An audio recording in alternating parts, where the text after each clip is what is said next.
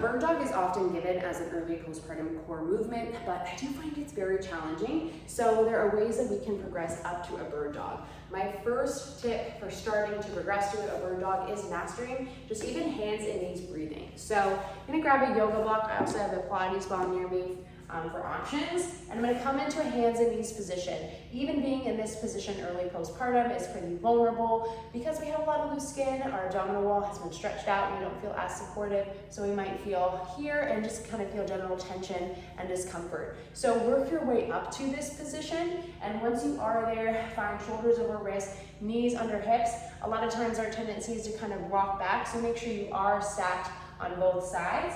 Think about pressing through the hands, pressing through the kneecaps, so that you kind of feel yourself kind of rock into a more neutral position. Not that you're rounding through here, but we tend to live in this extended pattern of the low back. So even just pushing through the kneecaps can help us find a little bit more of that flat back on the back side and feel pretty good.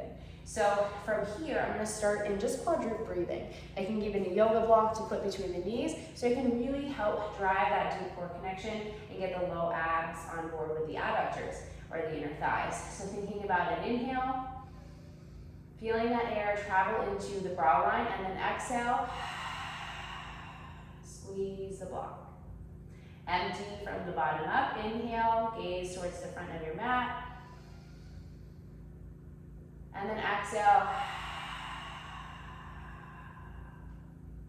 emptying from the bottom up, pelvic floor. And that's really important because we want to make sure that we're not pressuring down on the pelvic floor, especially in healing. From there, we can start integrating some hand movements. Inhale, same thing, inhaling into your brow line.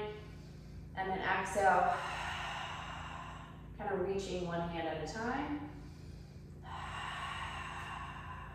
Want to do so without shifting into the hip side to side, or without feeling like we're kind of hip hiking when we do so. From there, I like to start integrating the legs. I can even use the yoga block if I want to actively push into the Pilates ball, or yoga block or Pilates ball if I want to actively push into the Pilates ball as I extend the leg behind me. Inhale, exhale,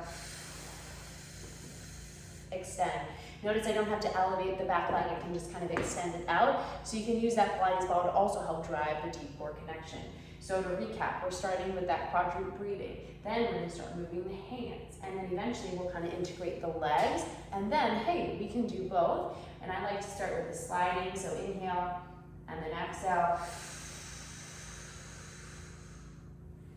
Coming back to center, keeping the hips pretty stable. Inhale, exhale.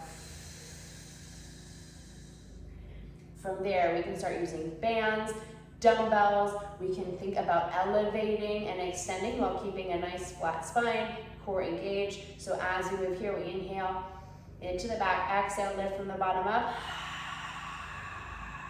and extend.